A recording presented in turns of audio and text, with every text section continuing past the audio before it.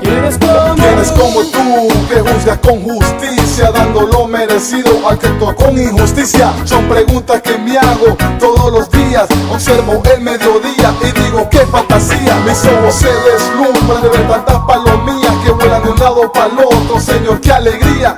Como tú no hay nadie que se compare en el mundo, ni en el futuro venidero, ni en el mundo entero. No hay nadie como tú que tenga esa actitud, que actúe con sabiduría como lo haces tú. Muy buenas noches, mis amados hermanos. Les damos al Centro Internacional de Estudios Bíblicos, el lugar perfecto para la gente imperfecta como tú y como yo. Hoy vamos a estudiar otro poderoso pasaje de la palabra del Señor que está en Primera de Samuel, en el capítulo 17. Y hoy nos vamos a dar un gustazo estudiando esta palabra, ¿verdad? Que está en Samuel. El tema de hoy se llama David y Goliat. Para eso solo voy a pedirte lo que siempre te pido. Cierra tus ojos y vamos a orar. Padre, en el nombre de Jesús te damos gracias, amado Señor. Venimos a ti, Señor, cargados, cansados, pero con deseo de aprender de ti, Señor. Háblanos a través de tu maravillosa palabra, Señor, y nuestros ojos serán iluminados. Aprenderemos, Señor, en tus caminos para poder andar en ellos. Gracias te damos en esta noche, en el nombre de Jesús. Tu pueblo dice amén. David y Goliat. Los filisteos, Samuel 17:1, los filisteos se juntaron sus ejércitos para la guerra y se congregaron en Soco, que es de Judá, y acamparon entre Soco y Azeca en Efes-Damín. Y también Saúl y los hombres de Israel se juntaron y acamparon en el valle de Ela y se pusieron a orden de batalla contra los filisteos. Y los filisteos estaban sobre un monte de un lado e Israel estaba sobre otro monte de otro lado, y el valle estaba entre ellos. Salió entonces del campamento de los filisteos un paladín, el cual se llamaba Goliat, de Gat, y tenía la altura de 6 codos y un palmo. Y traía un casco de bronce en su cabeza y llevaba una cota de valla que era de peso como de 5,000 ciclos de bronce. Sobre sus piernas traía grebas de bronce, jabalina de bronce entre los hombros y hasta una lanza que era como un rodillo de telar. Y tenía el hierro, una lanza de 600 ciclos, iba su escudero delante de él. Se paró y dio voces a los escuadrones de Israel diciéndoles: ¿para qué os habéis puesto a la orden de batalla? No soy yo el filisteo y vosotros los siervos de Saúl.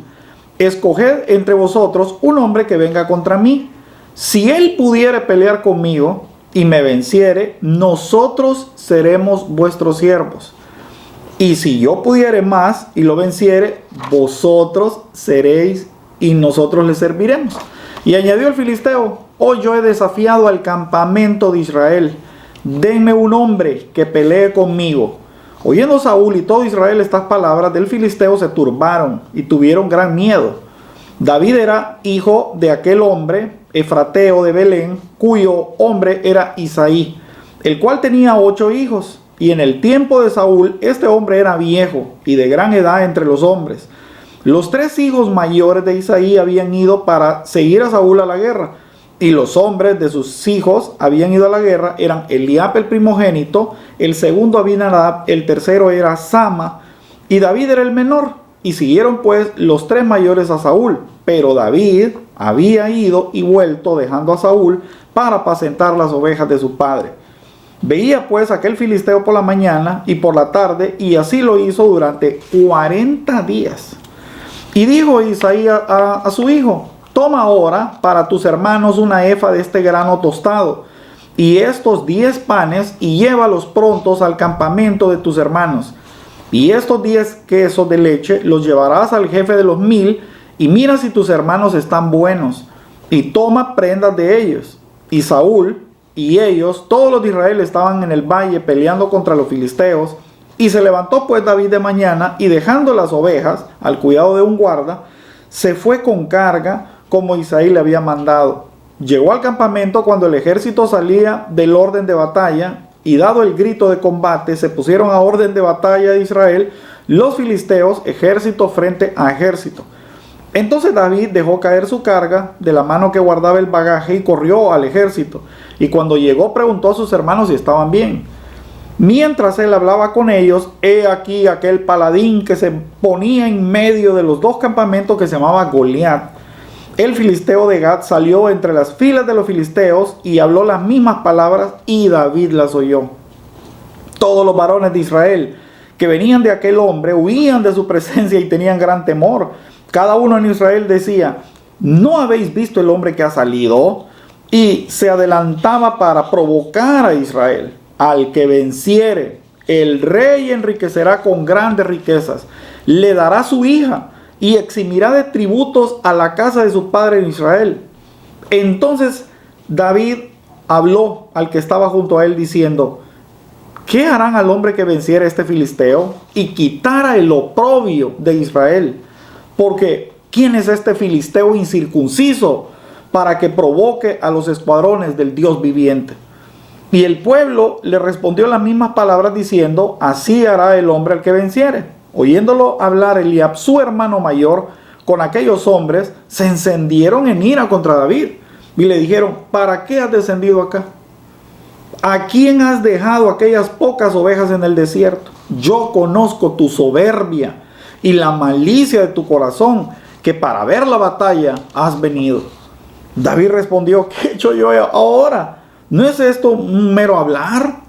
Y apartándose de él hacia otros, preguntó de igual manera, y lo dio al pueblo la misma respuesta de antes. Y fueron oídas las palabras de David que había dicho, y las refirieron a Saúl, y él lo hizo venir. Y dijo David a Saúl: no desmaye el corazón ninguno a causa de él, tu siervo irá y peleará contra este filisteo. Y dijo Saúl a David: ¿podrás tú ir contra aquel filisteo para pelear con él? Porque tú eres un muchacho y él un hombre de guerra desde su juventud. David le respondió: tu siervo era pastor y las ovejas de su padre, y cuando venía un león o un oso tomaba algún cordero de la manada, y salía yo tras de él y lo hería y lo libraba de su boca, y si se levantaba contra mí, yo le echaba mano de la quijada y lo hería y lo mataba. Fuese león o fuera oso, tu siervo lo mataba. Y este filisteo incircunciso será como uno de ellos, porque ha provocado al ejército del Dios viviente. Añadió David: Jehová me ha librado de las garras del león y las garras del oso, y también me librará de la mano del filisteo. Y dijo Saúl a David: Jehová esté contigo. Y Saúl vistió a David con sus ropas, puso sobre él su casco de bronce y le armó la coraza. Y ciñó David su espada sobre sus vestidos y probó el andar, porque nunca había hecho la prueba. Y dijo David a Saúl: yo no puedo andar con esto, porque nunca lo practiqué.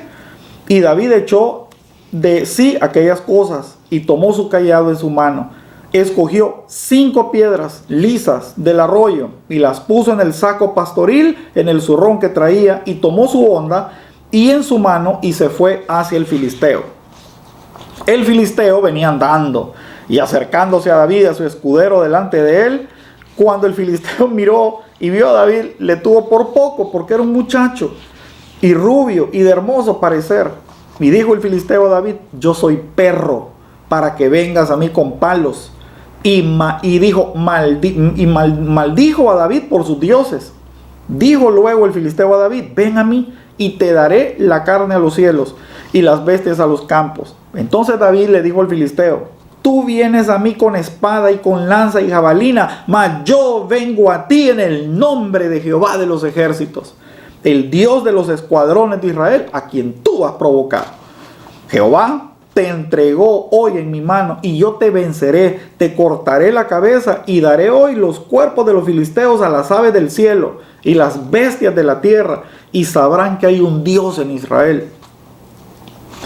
Y sabrá toda la congregación que Jehová no salva con espada ni con lanza, porque de Jehová es la batalla, él lo entregará en vuestras manos. Y aconteció que cuando el filisteo se levantó a echar a andar para ir tras el encuentro de David, David se dio de prisa, corrió a la línea de batalla contra el filisteo, y metiendo su mano en la bolsa, tomó ahí una piedra y la tiró con su honda, e hirió al filisteo en la frente, y la piedra quedó clavada y cayó con su rostro en tierra. Y venció David al filisteo con honda y piedra, e hirió al filisteo y lo mató, sin tener David espada en mano. Entonces corrió David y se puso sobre el filisteo. Y tomando la espada de él, sacándola de su vaina, lo acabó de matar y le cortó la cabeza. Y cuando los filisteos vieron a su paladín muerto, huyeron. Levantándose luego los de Israel y los de Judá, gritaron y siguieron a los filisteos hasta llegar al valle y hasta las puertas de Crón. Y cayeron los heridos de los filisteos por el camino de Saraín hasta Gad y Ecrón. Y volvieron los hijos de Israel a seguir a los filisteos y saquearon el campamento. Y David tomó la cabeza del filisteo y la trajo a Jerusalén, pero las armas de él las puso en su tienda. Cuando Saúl dio a David que salía a encontrar con el filisteo, dijo a Abner, general del ejército: ¿de quién es este joven? Y Abner le respondió: vive tu alma, oh rey, yo no lo sé. Y el rey dijo: pregunta de quién es ese joven. Y cuando David volvía a matar al filisteo, Abner lo tomó, lo llevó delante de Saúl, teniendo a David la cabeza del filisteo en la mano. Y le dijo Saúl: muchacho, ¿de quién eres hijo? Y David respondió: yo soy hijo de tu siervo Isaí de Belén. Los filisteos estaban de un lado del valle frente al ejército de Israel que estaba al otro. Este enfrentamiento se dio más o menos en el 974 a.C. Y debemos de entender que esta escena, que para nosotros, nuestros ojos, es física, la enseñanza siempre va a ser espiritual. En 1 Corintios capítulo 10, versículo 6, dice la palabra del Señor: mas estas cosas sucedieron como ejemplo para nosotros, para que no codiciemos cosas malas. Lo que nos está diciendo Corintios es que estas cosas que pasaron en un ámbito físico traen una enseñanza espiritual para nosotros, y eso es lo que debemos nosotros de tomar, ¿verdad? Dos ejércitos: el ejército del enemigo frente al ejército de Dios, la luz frente a las tinieblas, los creyentes frente a los incrédulos, la carne frente al espíritu. O sea, esa batalla siempre se va a librar. Y miren qué interesante la frase de Goliat: solo el vencedor someterá al otro como esclavo. Entonces, ¿qué debemos de entender nosotros? Que así nosotros como creyentes hoy tenemos, también dice la Biblia que nosotros somos parte de un ejército, el ejército del Señor, y nosotros también debemos de vencer los Goliat de nuestra vida y someterlos, o ellos nos someten a nosotros. Llámese pornografía, llámese vicio, llámese cigarro, llámese cualquier cosa que nos venza, debemos vencerla y someterla. Ahora bien, para esto el diablo le manda el más grande paladín que ellos tenían, ¿verdad? El más grande paladín. La palabra paladín, apúntalo ahí, es campeón, campeón. O sea, el enemigo siempre te va a mandar el mejor campeón que tenga para vencerte, el mejor campeón. ¿Cuál es tu debilidad? Ese es el campeón que te va a mandar, o el Goliat que te va a mandar el enemigo, ¿verdad? Y ese campeón puede ser un exnovio, puede ser un amigo de toda la vida, ¿verdad? Que sabes que ese sí va a lograr seducir. Puede ser una ganga, ¿verdad? Para que te vuelvas a enjaranar. No sé, hay tantos ejemplos que podemos ver, pero el punto aquí es que Satanás sabe cómo atacar o cómo cazar el alma de un creyente. Ahora bien, dice que este campeón, este paladín, ¿verdad? Que era Goliat, medía nada menos que, dice que 6 codos de altura. ¿Saben cuánto es 6 codos de altura? Mire, yo mido 1,80. 6 codos, está hablando de 3.5 metros. Era de verdad el tipo un gigante. Y este gigante, ¿verdad? Están los dos ejércitos. Este gigante se paró y dijo: mira, ¿para qué vamos a pelear? Era una costumbre entre los reyes para evitar la matanza, ¿verdad? Y que murieran miles. Entonces lo que hacían, era una costumbre, era sacar un campeón, o sea, sacar el mejor guerrero contra tu mejor guerrero y que se maten ellos dos. Y el que gane vence al otro, y el otro, cuando perdía, ¿verdad?, su paladín, entregaba la espada del rey y quedaba sometido de por vida para el otro ejército. Eso era una costumbre para evitar las matanzas. Entonces los filisteos tenían su campeón de campeones, ¿verdad?, que era nada menos que Goliat. ¿Y qué hicieron? Mandar su campeón. Pero Israel no tenía campeón. No tenía nadie que tuviera el valor de enfrentar a semejante gigante de 3.5 metros. Ahora, yo quiero que aprendan algo, y es la forma en que él atacó. Miren que antes de la batalla, dice la Biblia que el escudero iba delante de él y daba voces a los escuadrones de Israel. O sea, los insultaba, los humillaba. ¿Y eso de qué te habla? De que antes de que tú enfrentes al Goliat en tu vida, hablando del Nuevo Testamento, Satanás te va a mandar comitivas enteras, ¿verdad? Para bombardear tu mente, porque la guerra de los creyentes es en la cabeza. Nunca voy a cambiar. ¿Para qué vas a dejar de beber si ahorita viene, diciembre, vaya, por ejemplo? Yo soy así y punto. ¿Cuántas veces escuchamos frases como esta, verdad? Y esos son los paladines, ¿verdad? Esos son las voces, los escuderos que están ahí en tu cabeza, que deben de ser vencidos también. Ahora, cuando Saúl oye esto, ¿saben cuál fue la respuesta del rey? Lo que es un rey carnal, ¿verdad? Que el rey carnal siempre va a tratar de solucionar todo con dinero, ¿verdad? O va a tratar de buscar respuestas, pero no en Dios, porque ya Dios no hablaba con Saúl y Saúl ya no hablaba con Dios. Entonces, ¿qué pasó con Saúl cuando escuchó estas palabras? Dice que se turbó su corazón y salió huyendo, así como lo oyeron, porque tuvieron gran miedo. Qué poca fe, qué hombres más carnales. Cómo se desanimaron de siquiera intentar pelear, ¿verdad?, contra el enemigo que tenían al frente. Ahora, ¿por qué? Porque la palabra Goliat, el nombre Goliat, nos dice toda la revelación de esta enseñanza. El nombre Goliat significa el que desnuda, el que despoja. O sea, cuando estuvieron frente a Goliat, todos ellos quedaron como desnudados, quedaron completamente desnudados de que eran hombres cobardes y eran hombres que no tenían a Dios en su corazón. Ahora, ¿cuál fue la respuesta entonces del rey Saúl? Dice, el que venciere, yo lo haré rico, le daré mi hija y lo voy a exonerar de todos los impuestos de aquí al resto de su vida. O sea, era una oferta increíble, pero nadie agarró valor. ¿Quién iba a agarrar valor? O sea, ¿y de qué me sirve todo ese dinero si nunca lo voy a poder disfrutar? Dijeron ellos. Ahora, le voy a decir una cosa, en medio de todo esto, exactamente, bueno, lo hemos estudiado ahorita en toda la Biblia, cómo Dios encuentra, ¿verdad? Samuel encontró a Saúl. Dios siempre va uniendo personas, ¿verdad? Siempre va tejiendo los hilos para que alcancemos el propósito. David acababa de llegar. David dice que, imagínense la vida de David. David era el menor de 8 hermanos. Y siendo el menor, era el que más trabajaba, era el que más miramos nosotros en actividad. Dios nunca en la Biblia levantó un haragán. Nunca. Dios siempre levanta gente que está trabajando, que está ocupada, que está haciendo lo que lo mandaron a hacer. Y David no era la excepción. Mire, dice que David, ¿se acuerdan ustedes cuando aquel estaba endemoniado? David iba al castillo, ¿verdad? Y le tocaba a Saúl para sacarle los demonios. Pero dice que él entraba y salía, o sea, nunca se quedó ahí, sino que siguió trabajando en las ovejas de su papá. Yo le pregunto, el papá, siendo un hombre rico, no tenía más trabajadores, pero siempre era David para todo. Y lo vemos en esta escena una vez más, porque David era un despreciado de su papá. ¿Cómo lo vemos? Lo vemos cuando dice que fue a buscar el papá a David y le dijo, quiero que vayas a dejarle la comida a tus hermanos. O sea, no era suficiente ya con estar cuidando con todas las ovejas y agarrándose con lobos y con leones, con osos para cuidar esa oveja, sino que todavía hago los mandados. Y ahí fue el muchacho bien obediente, ¿verdad? A dejarle a sus hermanos la comida.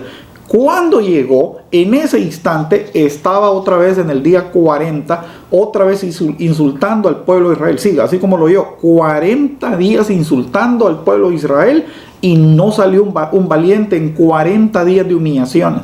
La palabra oprobio que usa la palabra oprobio es ofensa, o sea, los ofendía. No voy a usar palabras con que se ofende, pero usaban palabras ofensivas. Y en medio de eso, David escuchó. ¿Y qué fue lo que dijo David? ¿Quién es este incircunciso para que provoque a los escuadrones del Dios viviente? Miren qué cosa más preciosa. El término incircunciso en sí mismo es que David no estaba mirando lo físico del ejército. David estaba viendo, ¿verdad?, luz y tinieblas, creyentes con mundanos. Eso es lo que estaba viendo. Cuando le llama incircunciso, lo que está diciendo, ellos no son circuncisos, ellos no son del pueblo de Dios. Como una persona que no tiene al Dios de nosotros puede insultarnos, hombre, no tiene nada. ¿Por qué? Porque David entendía que toda batalla de un creyente es con Dios de nuestra parte. Si tú eres cristiano, Dios siempre estará de tu parte, y el mundo lo que tiene para ofrecer son palabras, y eso es lo que estaba mandando este hombre. Ahora, ¿por qué esos insultos? ¿Por qué ver el gigante? ¿Por qué toda esta situación no afectó el corazón de David? Por dos razones. La primera, porque David ya conocía a Dios. David ya sabía lo que Dios era capaz de hacer en la vida de una persona. Ya había tenido la experiencia de ver a Dios librándolo en situaciones adversas. Por eso David esas palabras no las recibió. En cambio, todo el ejército sí las recibió, mas él no, porque él ya tenía conocimiento del Señor. Y número 2, David ya estaba acostumbrado a exponer su vida, a dar su vida para cuidar las ovejas de su papá. Entonces, si él estaba dispuesto a dar la vida por unas ovejas, ¿cómo no iba a estar dispuesto a dar su vida por el pueblo de Israel? Miren, mis amados hermanos, pero ¿qué aprendemos nosotros de esta enseñanza? Que los enemigos, porque Satanás no se quedó ahí con los insultos. Dice que Satanás entonces le manda una segunda oleada para atacar a aquel joven David, y lo hizo a través de su propia familia, para que se cumpliera lo que dice Mateo capítulo 10, versículo 36, que dice: los enemigos del hombre serán los de su casa. Los de su casa. Y esta palabra se cumple en David. Cuando David no recibe esos insultos, no recibe el temor que todos tienen, él no lo compró, él no lo tomó como sí, porque él confiaba en Dios. Entonces Satanás le manda el ataque de la familia. Y el ataque de la familia fue cruento, ¿verdad? ¿Qué le dijo? Le dijeron: ¿para qué has descendido acá? ¿A quién has dejado las ovejas? Yo conozco tu soberbia. Miren los insultos que le están dando. Un muchacho que se lo ganó de gratis, ¿verdad? El primero lo acusa de ser un curioso, de ser un metido, de ver que no estaba haciendo absolutamente nada. ¿Qué estás haciendo aquí? Y eso era mentira, porque David andaba haciendo un mandado de su propio padre. Él no andaba de curioso, él no había abandonado sus ovejas. Es más, dice que él dejó las ovejas bajo un guarda. O sea, él fue prudente, ¿verdad? Él se fue, pero no es que dejó abandonadas las ovejas, sino que dejó una persona que se encargara mientras él hacía el mandado de su papá. Entonces, era una mentira, porque Satanás siempre ataca con mentiras. Lo segundo, lo acusa de ser orgulloso, de ser soberbio y de ser malicioso. O sea, nada que ver, nada que ver. Mire, y a esto se le suma Saúl. Porque cuando Saúl mira a aquel muchacho, ¿verdad? Cuando oye las palabras, ya le vienen de perro una insultada a los hermanos. Y ahora cuando lo mira Saúl, ¿sabe qué le dijo Saúl? Saúl le dice: no podrás ir en contra de este filisteo. No podrás ir. O sea, yo me imagino la escena. Cuando yo leo esto siempre trato de ver la escena. Y yo digo, este muchacho que tiene 16 años, o sea, es un niño de 16, 17 años. No puede tener mayor edad que esa porque por las leyes de la guerra. Cuando lean las leyes sobre la guerra, que ya lo estudiamos, recuerden que solo podían ir a batalla mayores de 20 años. Entonces David tenía una edad muy pequeña, era un muchachito. Y este muchachito, imagínense ustedes rodeado con los hermanos diciéndole: vos sos un descuidado, vos sos un orgulloso, abandonaste el trabajo, vos sos un sacón, vos sos un metido. Por otro lado está el mundo insultando, ¿verdad? Vos no podés, ustedes son basura, ustedes los cristianos están locos, son fanáticos religiosos, ustedes, y aquella insultada. Y todavía te encuentra con el rey, y el rey le dice: vos no podés porque vos sos un cipote, vos no sos un hombre de guerra, vos no tenés la capacidad para vencer a este hombre. Todos alrededor de un solo pequeño muchacho. ¿Por qué? Te pregunto yo.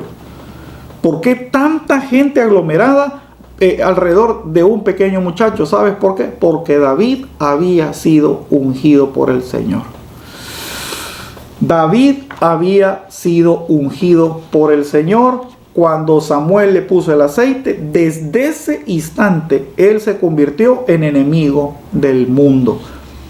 Y tú, el día que le entregas tu vida al Señor y dices: Señor, te entrego mi vida, desde ese minuto te convertiste en un enemigo del mundo. ¿Dónde está eso, pastor? Juan capítulo 15, versículo 18 dice: si el mundo os aborrece, sabed que a mí me ha aborrecido antes que vosotros. Si fuerais del mundo, el mundo amaría lo suyo. Pero porque no sois del mundo, antes yo los elegí del mundo, por eso el mundo os aborrece. Acordaos de la palabra que yo he dicho: el siervo no es mayor que su señor. Y si a mí me han perseguido, también a vosotros los perseguirán. Y si han guardado mi palabra, también guardarán la vuestra. El día que le entregaste tu vida al Señor, te lo repito, ese día te convertiste en enemigo del mundo. Y no lo digas con tristeza, dilo con gozo. Y si el mundo te ama y no ves oposición en tu vida, hermano, cuestiónate bien si te has entregado o realmente estás dando testimonio del amor del Señor.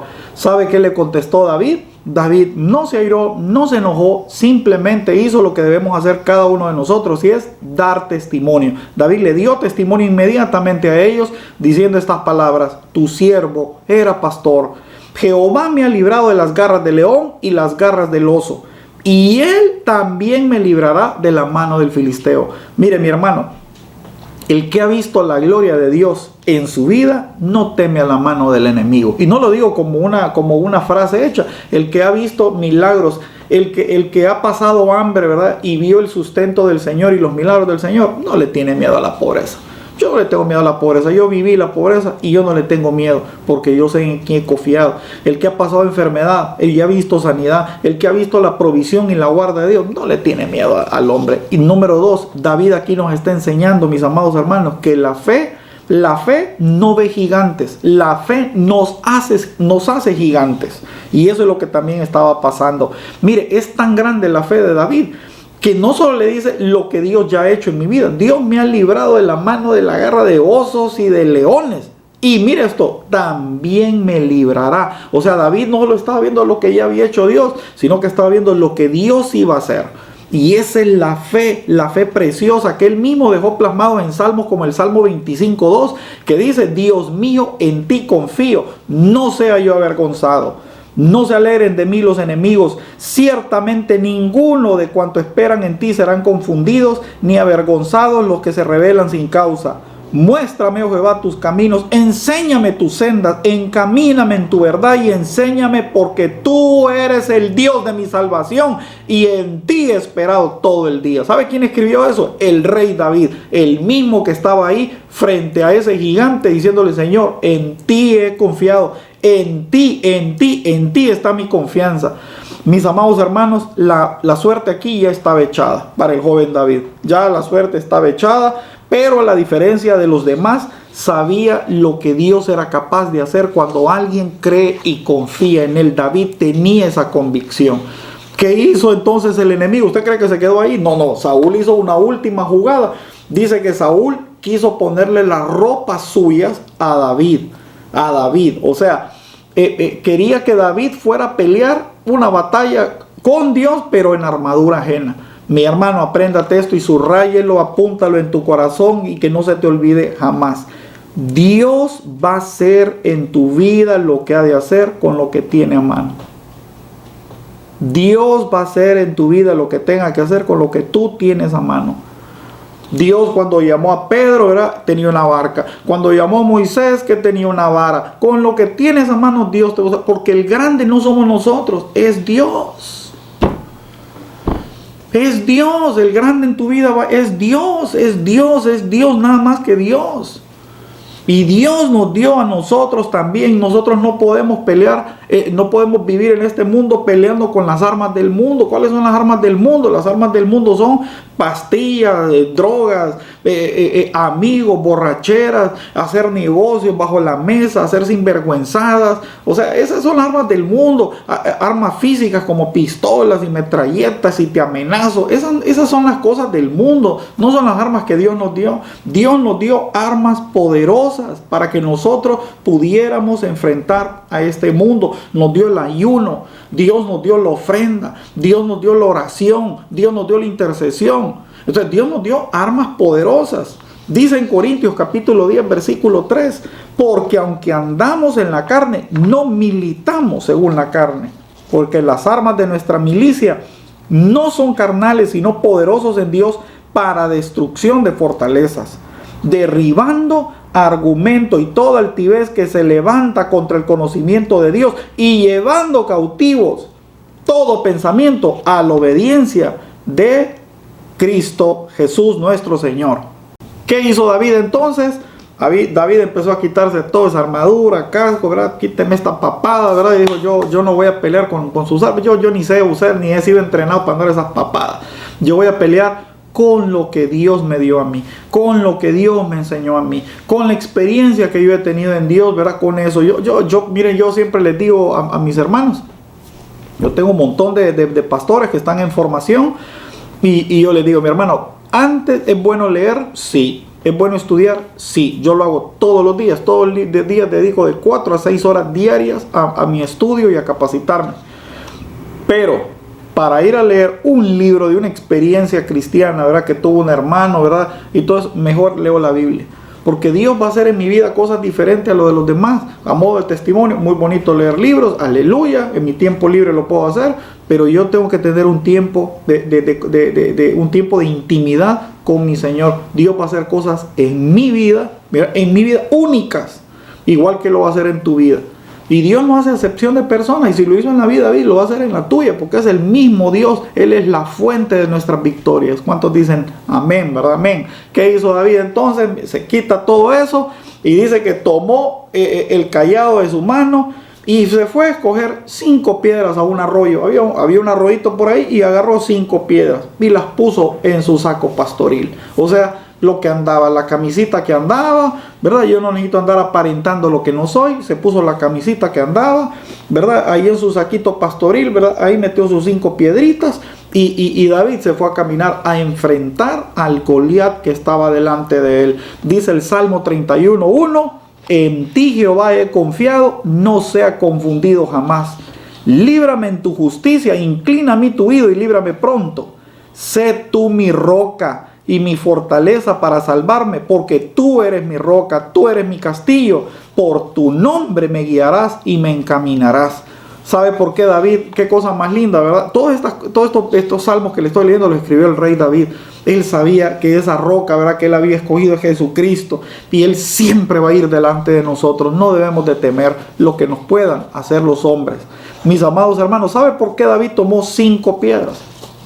5 piedras, ¿verdad? Siempre dicen, ¿verdad?, son los 5 ministerios. No, David toma 5 piedras porque él iba a enfrentar a Goliat. Cuando tuvo a Goliat frente, agarró una de las piedras, pero tenía 4 piedras más, porque Goliat tenía 4 hermanos. O sea, David estaba diciendo, con estas 5 piedras me voy a echar a los 5 gigantes, pero ahorita voy a comenzar con vos. Qué fe más tremenda la que tenía el rey David. Un muchacho escogido, ¿verdad?, con el corazón de Dios. Mis amados hermanos, ¿sabe qué sucedió en todo esto, verdad? Todo esto, ¿qué aplausos? No, ¿qué aplausos van a ver? Dice, cuando el filisteo miró a David, le tuvo por poco, porque era un muchacho y era rubio. Miren, mi hermano, siempre, no sé ustedes, pero siempre te van a tener por poco. Siempre te van a tener por poco. Y siempre el mundo te va a despreciar. Lo acabamos de ver, el mundo ama al mundo. El mundo ama al mundo. Dios ama a sus hijos. Y tú si tú tienes el amor de Dios, mi hermano, sé como David, tú tienes todo lo que necesitas en tu vida. Si tú tienes el amor de Dios en tu corazón, tú no ocupas más. Ahí tienes a un padre, el mejor padre del mundo. Tienes un amigo, el mejor amigo del mundo, el que dice Juan 15, ¿verdad?, que da la vida por sus amigos. Tú tienes un consejero, tú tienes un consolador, tú tienes todo lo que necesitamos. La plenitud de la deidad la tenemos en el Señor. ¿Y sabe por qué lo despreció David? Porque David no tenía cicatrices. Por eso es que dice la frase, era rubio y era hermoso, porque no estaba lleno de cicatrices. Un soldado, un campeón está lleno de cicatrices de tantas peleas que ha tenido. David nunca en su vida había peleado, no tenía ni una sola cicatriz, y por eso lo despreciaron. Pero ¿sabe qué le dijo David? Yo admiro a David porque el mundo le mandaba todo el estiércol que podía, y David nunca se manchaba, nunca dejaba que las palabras hirieran su corazón, nunca dejaba, ¿verdad?, que la incredulidad lo contaminara, nunca dejaba que el temor o el miedo que tenían los demás entrara en su corazón. ¿Qué le contestó David? Tú vienes a mí con lanza y con jabalina, pero yo vengo en el nombre del Señor de los ejércitos. O sea, tú lo que tienes son chunches, tú tienes espada, pistola, tú tienes herencia, tú tienes carros, tú tienes babosada. Yo tengo el nombre de Jesús de Nazaret en mi corazón. Qué fe más inquebrantable de esta muchacha, qué confianza en el nombre del Señor. ¿Cuántas veces podemos encontrar una persona que tenga esa confianza en el nombre del Señor como Él las tenía. Miren, mis amados hermanos, cuando estés en problemas te vas a dar cuenta que el único que siempre va a estar ahí, nadie más que Dios nos puede ayudar. Dice el Salmo 60:11: danos socorro del enemigo, porque vana es la ayuda de los hombres. En Dios haremos proezas y Él hollará nuestros enemigos. Mis amados hermanos, en Dios es el único que nos puede ayudar. Y en el nombre que debemos de confiar es en el nombre de nuestro Señor. Cada vez que un cristiano dobla su rodilla y dice: Padre, en el nombre de Jesús, ese es el mayor nombre, esa es la victoria de un creyente, y en eso debemos nosotros confiar. ¿Sabe qué es lo que hay hoy en el pueblo? En el pueblo hay un montón de Saúles, hay un montón de cristianos que ya no oran, que ya no toman del Señor, no toman esa roca que nos va a dar el triunfo, y no toman la confianza en el nombre de nuestro Señor. Mis amados, Dios nos ama. Dios, así como amó a David, te ama a ti. No es un amor diferente, no es un amor mutable, no, es un amor inmutable. Dios nos ama de tal manera, amó Dios al mundo que vino a morir por ti y por mí. Nos ama, mis amados hermanos, y cuando tú entiendas eso, vas a entender que cuando tú dices Padre en el nombre de Jesús, es en ese amor que Dios se mueve en favor de nosotros. Dice en Juan 14:12: de cierto, cierto os digo, dijo Jesús, el que en mí cree, las obras que yo hago, Él las hará también, y aún mayores hará, porque yo voy al Padre. Todo lo que pidieres al Padre en mi nombre, lo haré, para que el Padre sea glorificado en el Hijo. Y si algo pidieres en mi nombre, yo lo haré. ¿Sabe quién está dando esas palabras? Jesucristo. Todo lo que pidieres al Padre en mi nombre, yo se lo daré. No soy yo, Dios lo está diciendo. Y si Dios lo está diciendo, Dios no es hombre para mentir, ni hijo de hombre para arrepentirse. Confía en el Señor, tome esa palabra, ¿verdad? Y empieza a doblar rodillas y decir: Padre, en el nombre de Jesús, yo te pido, Señor, por mi esposo.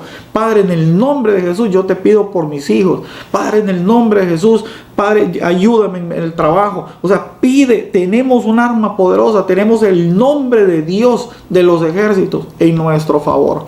Y debemos confiar como David. David no estaba confiando ni en ejércitos ni en nada, estaba confiando en ese nombre, porque él sabe que en ese nombre hay salvación para todos sus hijos. Finalmente llega el momento del combate, ¿verdad? David se viene, Goliat se viene frente a David, David sale a enfrentarlo, David toma la piedra y se la tira y se la clava en el mero centro. Mi amado hermano, yo te quiero dar una pregunta. ¿Quién es el que nos ayuda a resolver los problemas? ¿Quién crees que me da a mí la sabiduría para cada vez que yo vengo aquí a mi escritorio y yo tomo este librito y yo empiezo a estudiar? ¿Tú quién crees que me da la sabiduría? ¿Yo? ¿Quién crees que guía la mano del cirujano? ¿Quién crees que guía la mano del dentista? ¿O quién guarda la vida en un operativo al policía que le entregó su vida a Jesús? ¿Quién da la sabiduría a un técnico para hacer una reparación? Siempre, mi hermano, siempre fue Dios. Dios fue el que le dio ese pulso a David para pegarle exactamente. ¿Se acuerdan cómo comenzó esta lectura? El tipo estaba cubierto todo su cuerpo entero. Goliat estaba completamente cubierto de metal. Completamente cubierto. Y sin embargo, en un agujerito frente aquí, en el casco, había un agujerito. Y ahí le pegó la piedra. Y desde ese día todos los ejércitos del mundo cambiaron la forma del casco. Desde ese día. A raíz de un muchacho de 16 años que confió más en Dios que en todos los hombres.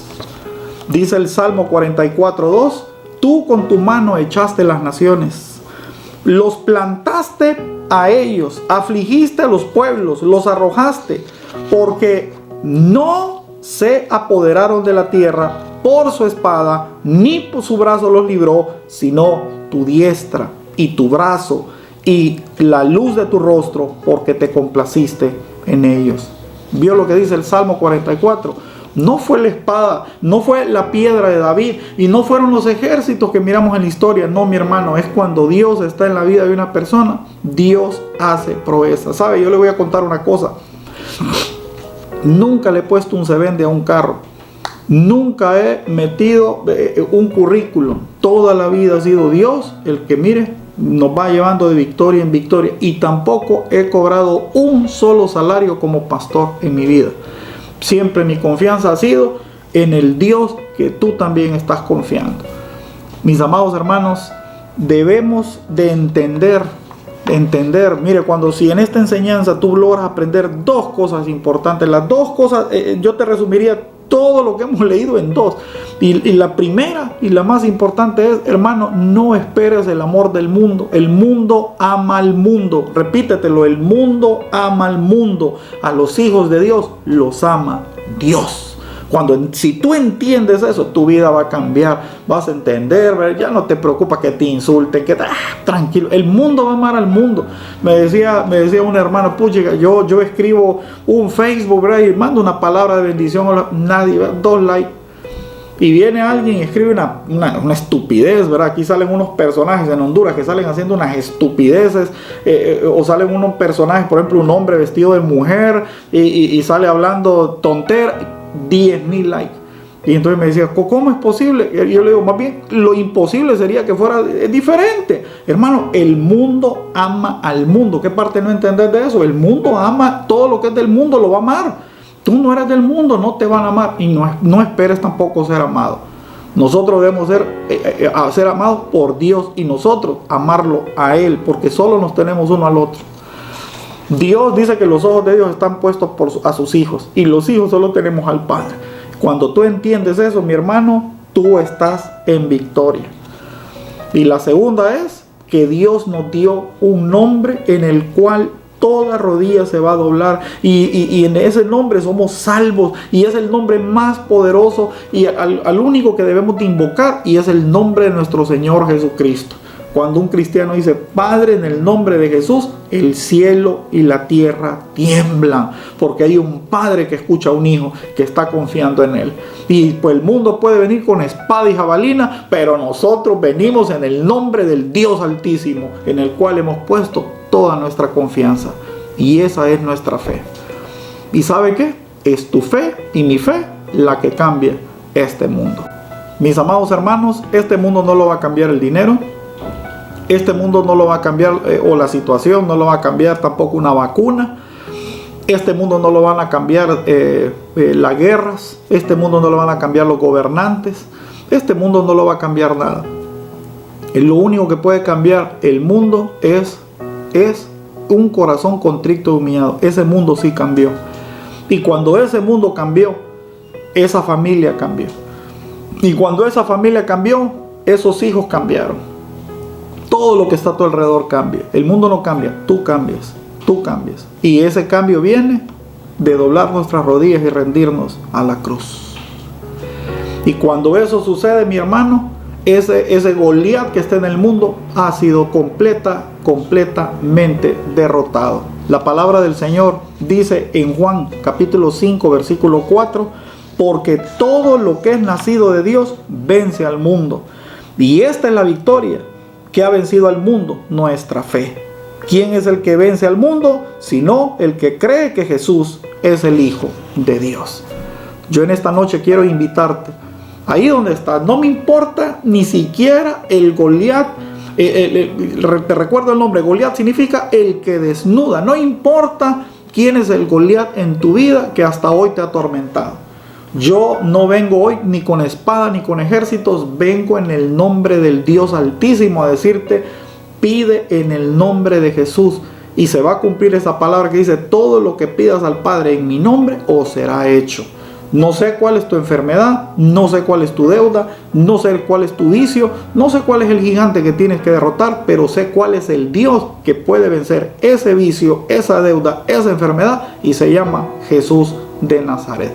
Ahí donde estás, nos ponemos de acuerdo. Dice, si 2 o más se ponen de acuerdo en pedir algo, les será concedido. Y yo me pongo de acuerdo ahora mismo contigo para decir, Padre, en el nombre de Jesús. Padre, yo vengo a ti, Señor. amedrentado como Saúl. Vengo a ti, Señor, con miedo en mi corazón, Señor, como Saúl y como todo ese ejército, porque el mundo insulta, intimida, se van a morir, no van a quebrar la economía mundial, y vive lanzando sus mentiras, Señor, y no sé cómo esas mentiras llegaron hasta mi corazón. Pero hoy, Señor, hoy, en este día, Señor, renuevo mi fe, Señor.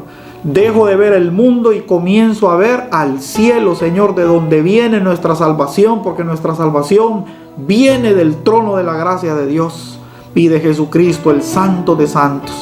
Padre, hoy yo te pido en el nombre de Jesús, Padre, que sanes mi enfermedad.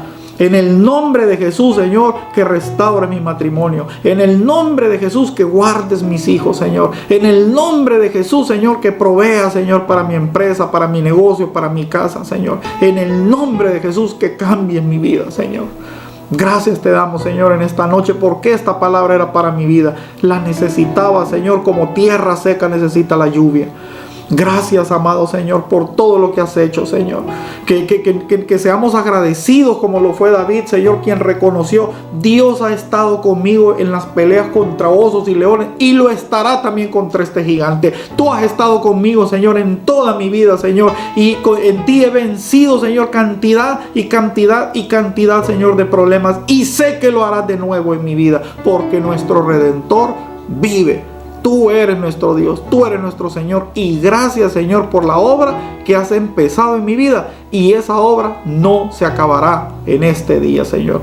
Lo pedimos humildemente y sabiendo que así será hecho, en el nombre de Jesús.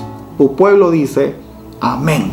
Si te gustó esta enseñanza, solo te pido lo que pedimos siempre, ¿verdad? Que te suscribas al canal, que le des clic para la campanita y compártelo en todas tus redes, porque de seguro hay otra persona más que necesita fe. Que el Señor te bendiga y nos vemos en la próxima enseñanza.